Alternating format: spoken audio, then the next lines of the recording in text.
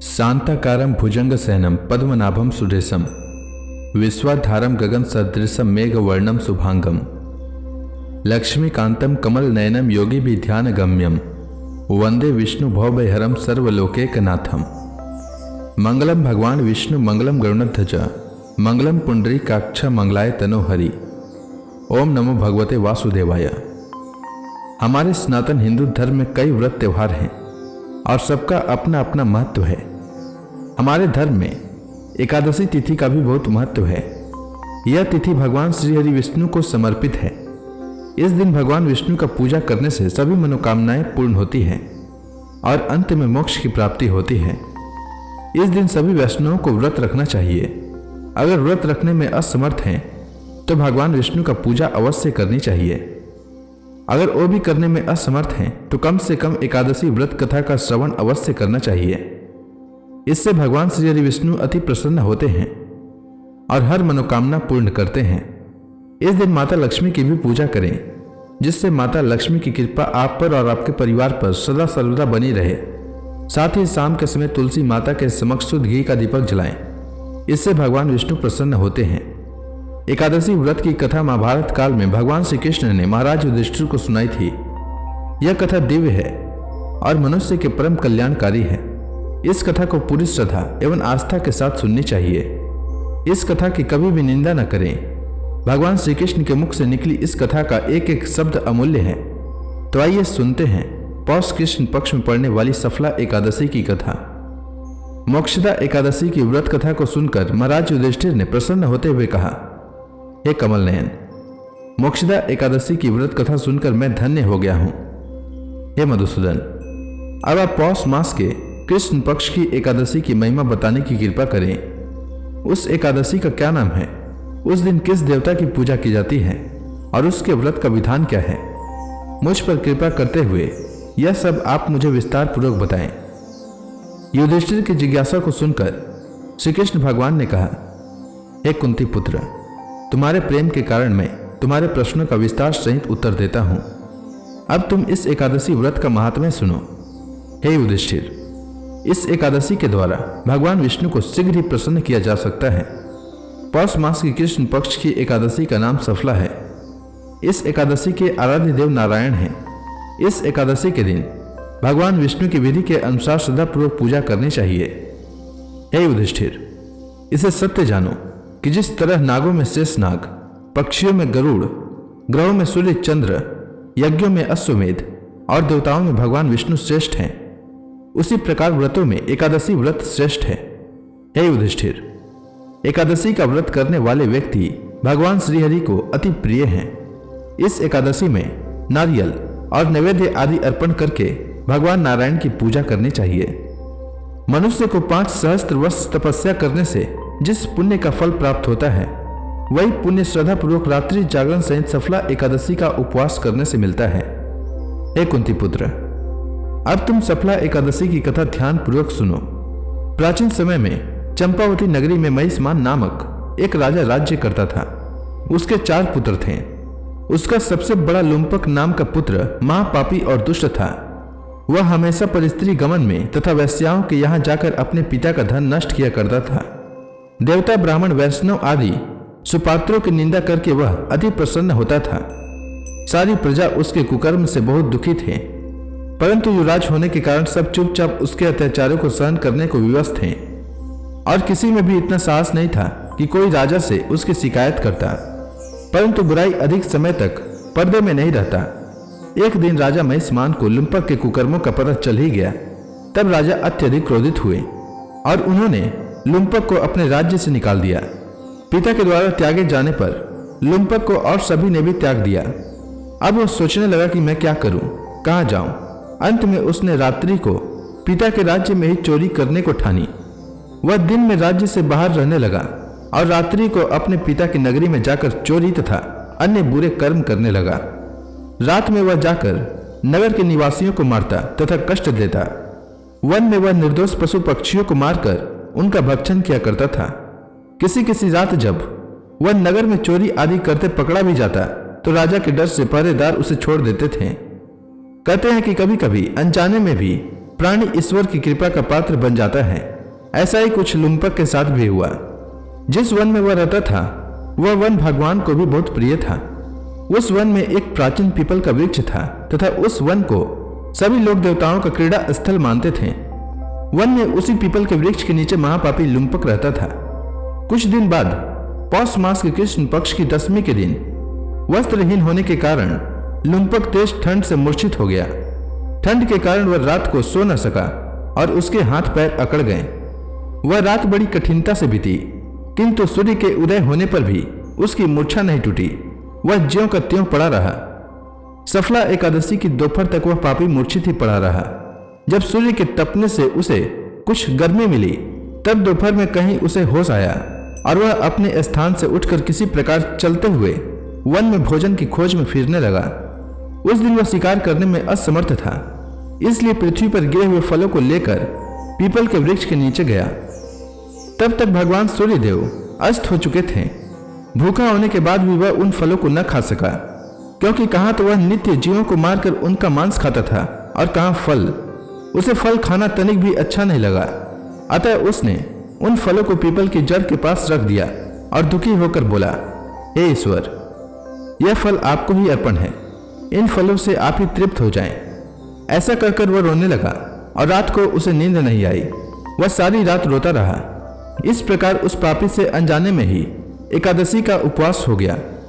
उस महापापी के इस उपवास तथा रात्रि जागरण से भगवान श्रीहरि अत्यंत प्रसन्न हुए और उसके सभी पाप नष्ट हो गए। सुबह होते ही एक दिव्य रथ अनेक सुंदर वस्त्रों से सजा हुआ आया और उसके सामने खड़ा हो गया। उसी समय आकाशवाणी हुई, हे युवराज, भगवान नारायण के प्रभाव से तेरे सभी पाप नष्ट हो गए हैं। अब तू अपने पिता के पास जाकर राज्य प्राप्त कर। जब यह आकाशवाणी लुम्पक ने सुनी तो वह अत्यंत प्रसन्न होते हुए बोला, हे प्रभु, आपकी जय हो। ऐसा कहकर उसने सुंदर वस्त्र धारण किए और फिर अपने पिता के पास गया। पिता के पास पहुंचकर उसने सारी कथा पिता को सुनाई। पुत्र के मुख से सारा वृतांत सुनने के बाद पिता ने अपना सारा राज्य तत्क्षण ही अपने पुत्र को सौंप दिया और स्वयं वन में चले गए। अब लुम्पक शास्त्रानुसार राज्य करने लगा। उसकी स्त्री पुत्र आदि भी श्री विष्णु के परम भक्त हो गए। वृद्धावस्था आने पर वह अपने पुत्र को राज्य सौंपकर भगवान का भजन करने के लिए वन में चला गया और अंत में परम पद को प्राप्त हुआ। हे युधिष्ठिर, जो मनुष्य श्रद्धा व भक्ति पूर्वक इस सफला एकादशी का उपवास करते हैं उसके सभी पाप नष्ट हो जाते हैं और अंत में उसे मोक्ष की प्राप्ति होती है। हे राजन, जो मनुष्य इस सफला एकादशी के महात्म्य को नहीं समझते उसे पूंछ और सींगों से विहीन पशु ही समझना चाहिए। सफला एकादशी के महात्म्य को पढ़ने अथवा श्रवण करने से प्राणी को राज्य सूर्य यज्ञ के समान फल प्राप्त होता है। तो प्रेम से बोलिए भगवान विष्णु की जय, श्री कृष्ण भगवान की जय, समस्त देवी देवताओं की जय। एकादशी के दिन एकादशी व्रत कथा के साथ ही 11 माता की कथा भी अवश्य सुननी चाहिए। इससे व्रत का पुण्य फल प्राप्त होता है। तो आइए सुनते हैं 11 माता की कथा। एकादशी भगवान विष्णु की साक्षात शक्ति है।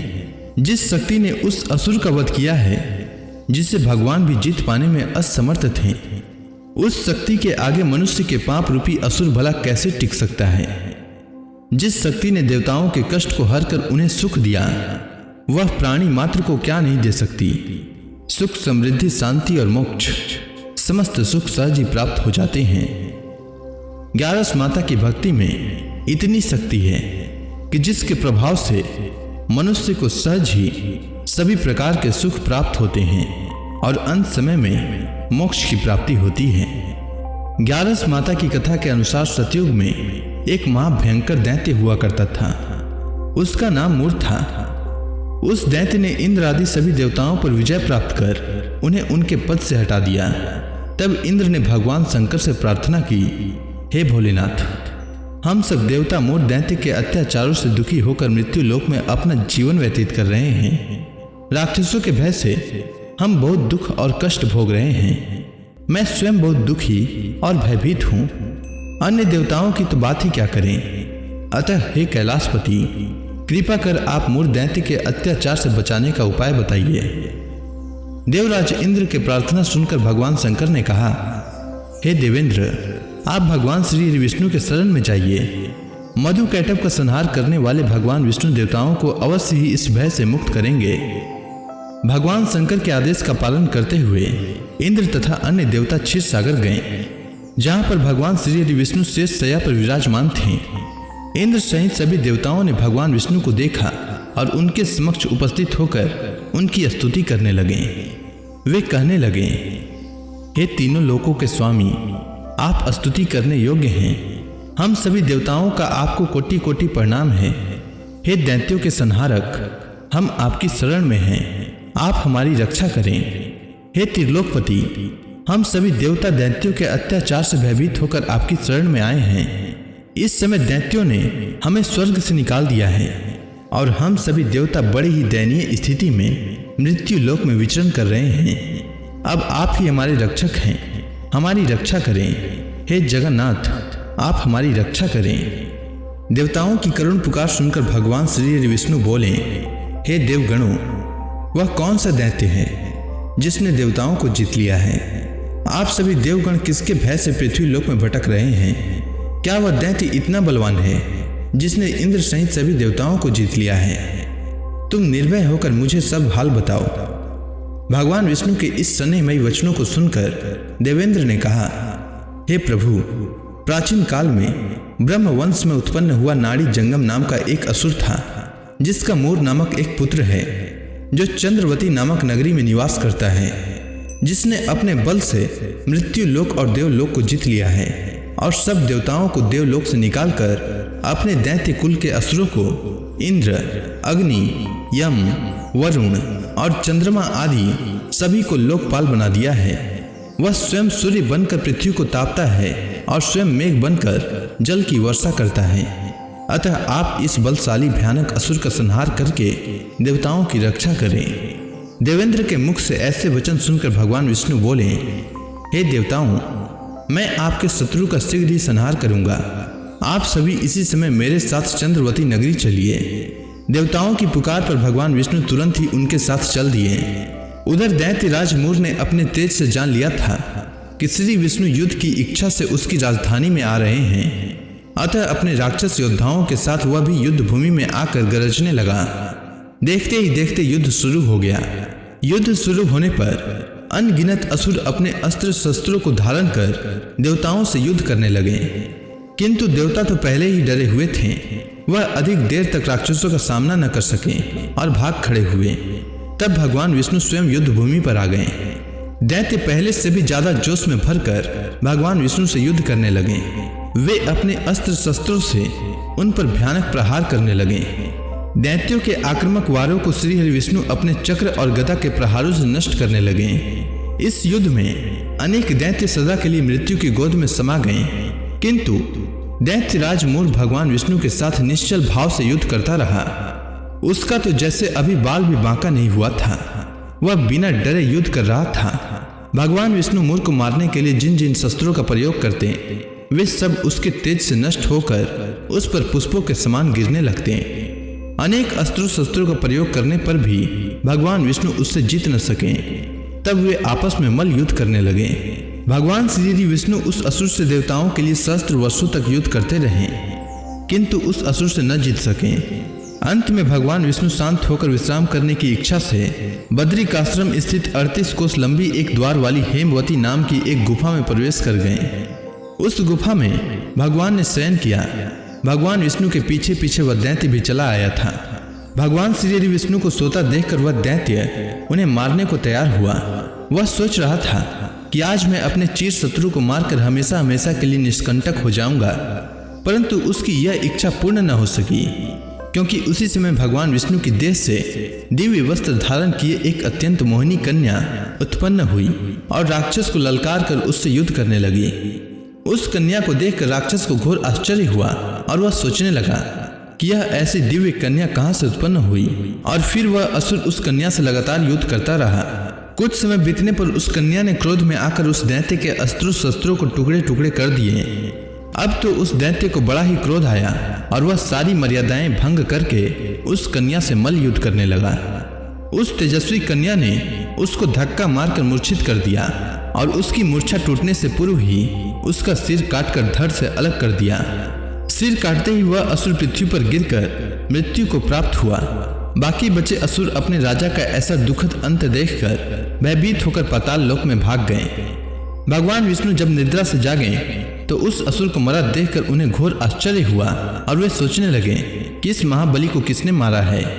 तब वह तेजस्वी कन्या श्रीहरि से हाथ जोड़कर बोली, हे जगदीश्वर, यह असुर आपको मारने को उद्यत था, तब मैंने आपके शरीर से उत्पन्न होकर इस असुर का वध किया है। कन्या की बात सुनकर भगवान बोले, तुमने इस असुर को मारा है, अतः हे कन्या, मैं तुमसे अत्यंत प्रसन्न हूँ। इसे मारकर तुमने तीनों लोकों के देवताओं के कष्ट को हरा है, इसीलिए तुम अपनी इच्छा अनुसार वरदान मांग लो, मैं तुम्हारी प्रत्येक इच्छा को पूर्ण करूंगा। भगवान की बात सुनकर कन्या बोली, हे प्रभु, मुझे यह वरदान दीजिए कि जो मनुष्य या देव मेरा व्रत करे उसके सभी पाप नष्ट हो जाएं और अंत में उसे स्वर्ग लोक की प्राप्ति हो। मेरे व्रत का आधा फल रात्रि को मिले और उसका आधा फल एक समय भोजन करने वाले को मिले। जो श्रद्धालु भक्ति पूर्वक मेरे व्रत को करे वे निश्चय ही वैकुंठ लोक को प्राप्त करे। जो मनुष्य मेरे व्रत में दिन तथा रात्रि को एक बार भोजन करे वह धन धान्य से भरपूर रहे। कृपा करके मुझे ऐसा वरदान दीजिए। भगवान श्री विष्णु ने कहा, हे कन्या, ऐसा ही होगा।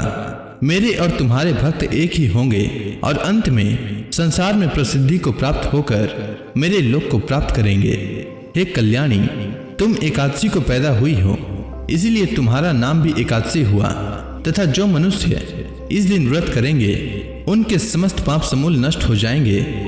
तुम मेरे लिए अब तीज, अष्टमी, नवमी और 14 से भी अधिक प्रिय हो। तुम्हारे व्रत का फल सब तीर्थों के फल से भी महान होगा। यह मेरा अकाट्य कथन है। इतना कहकर भगवान श्री विष्णु उसी स्थान पर अंतर ध्यान हो गए।